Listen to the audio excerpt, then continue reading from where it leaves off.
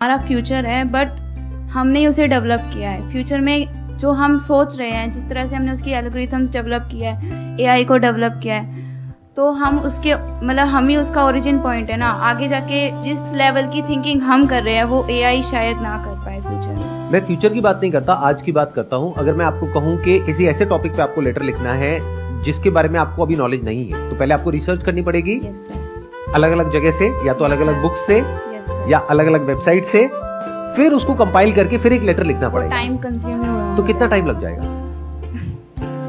कईयों को time like 1-2 दिन का भी लग जाएगा, बट अगर अच्छे से कंपाइलेशन बनाना है तो फिर ज़्यादा टाइम लग जाएगा। तो एक बार आप ये करके देखना। आप जाना, ऐसे बहुत सारे एआई टूल्स हैं जहां पर आप जाओगे और जा करके आप एंटर करिए कि write a letter, give any topic, any random topic. इस टॉपिक के ऊपर आप एक लेटर लिख दो और एक बार देखना वो लेटर क्या है और किस लेवल का है। कुछ सेकंड्स के अंदर अंदर कुछ ऐसा आएगा आपके सामने विच इज अनबिलीवेबल, जो लिखने में हो सकता है आपको कई दिन लगे, वो काम कुछ सेकंड्स में हो गया। तो इसका मतलब क्या है कि मशीन्स की जो थिंकिंग एबिलिटी है वो हमसे लाख गुना ज्यादा तेज है, not 1 or 2 times or 10 times। I think कुछ सालों बाद हमारा जो एजुकेशन सिस्टम है वो रिडंडेंट हो जाएगा, because I mean the projects that we get, जो भी टॉपिक्स हम सीखते हैं, ह्यूमैनिटीज, साइंस, जो भी किसी कोई स्ट्रीम हो, उसके रिगार्डिंग काफ़ी टॉपिक्स ऐसे हैं, काफ़ी जानकारी ऐसी है जो हम सोचते हैं कि हमें याद करना पड़ेगा, बट एआई वो 1-2 सेकंड में हमें दे देते हैं। So I think all that will become redundant, and the example that you gave, I have also used ChatGPT a lot. तो उसमें like the language, मुझे ऐसा लगता था language construct करना सब कुछ would be difficult for AI and everything, but the language it serves, I mean it's really fabulous. जो हमारा इंडियन एजुकेशन सिस्टम है उसके अंदर क्या होता है, रट्टाबाजी होती है। जो अगर मैं 6 महीने बाद छोड़ो, अगर 6 दिन बाद भी आपसे पूछता हूँ एग्जाम के कि क्या रटा था बताना, उसमें से 2% भी याद नहीं है। और अगर 2 साल बाद बात करो तो कुछ भी याद नहीं है। आपको भी अगर उसको याद करना है तो वापस से बुक को खोलना होगा या कंप्यूटर पे जाकर के देखना होगा या अपने मोबाइल पे सर्च करना होगा। तो जब यही करना है तो उसको पहले स्टेप में याद करने की जरूरत ही क्या है?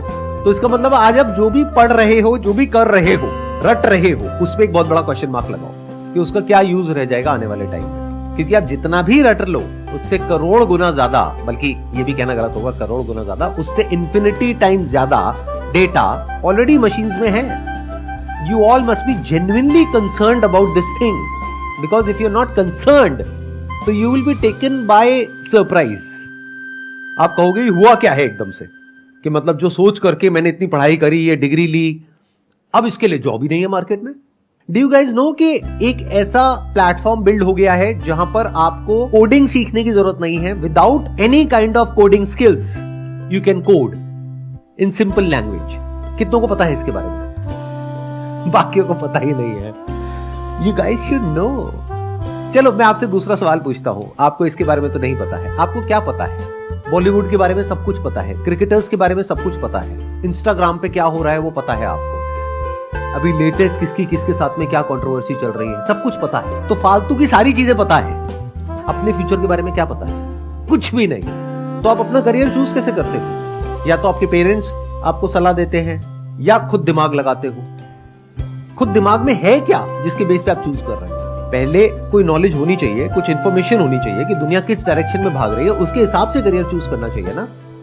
हो सकता है आने वाले टाइम में जो सॉफ्टवेयर प्रोग्रामर्स हैं उनकी इतनी रिक्वायरमेंट नहीं होगी, बल्कि जो प्रॉम्प्ट इंजीनियर्स हैं उनकी ज्यादा रिक्वायरमेंट होगी। अब ये प्रॉम्प्ट इंजीनियर्स क्या होते हैं, प्रॉम्प्ट इंजीनियरिंग क्या होती है, इसके बारे में कितनों को पता है? हाथ ऊपर करो। कितने हैं जिन्होंने आज पहली बार प्रॉम्प्ट इंजीनियरिंग के बारे में सुना है? We have no idea, we have no clue कि exactly हो क्या रहा है दुनिया में, और फ्यूचर में किस तरह की स्किल्स की रिक्वायरमेंट होगी, किस तरह की जॉब्स के लिए। बहुत सारे लोगों को ये लगता है, जब भी मैं उनसे डिस्कस करता हूँ, वो ये कहते हैं कि एआई को हमने ही तो बनाया है, तो एआई हमसे आगे कैसे निकल सकता है? ये तो बिल्कुल ऐसा है कि एक बाप ने बेटे को पैदा किया, क्या वो बेटा अपने बाप से आगे नहीं निकल सकता? ज्यादातर लोगों को यही लगता है कि जैसा पास्ट में होता आया है वैसा ही इस बार भी कुछ होने वाला है। यानी पहले मैनुअल लेबर होती थी, फिर मशीन्स आ गई, तो सब लोगों को डर लगा कि अब इन लेबर्स की जॉब चली जाएगी, तो उन्होंने प्रोटेस्ट किया। लेकिन बाद में जब मशीन्स आई तो जॉब्स और बढ़ गई, कम नहीं हुई। ऐसे जब कंप्यूटर्स आए तो लोग डरे जो मैनुअली काम करते थे कि अब कंप्यूटर्स आ गए, अब सबकी जॉब चली जाएगी। लेकिन ऐसा हुआ नहीं, कंप्यूटर्स आने के बाद में जॉब्स और बढ़ गई।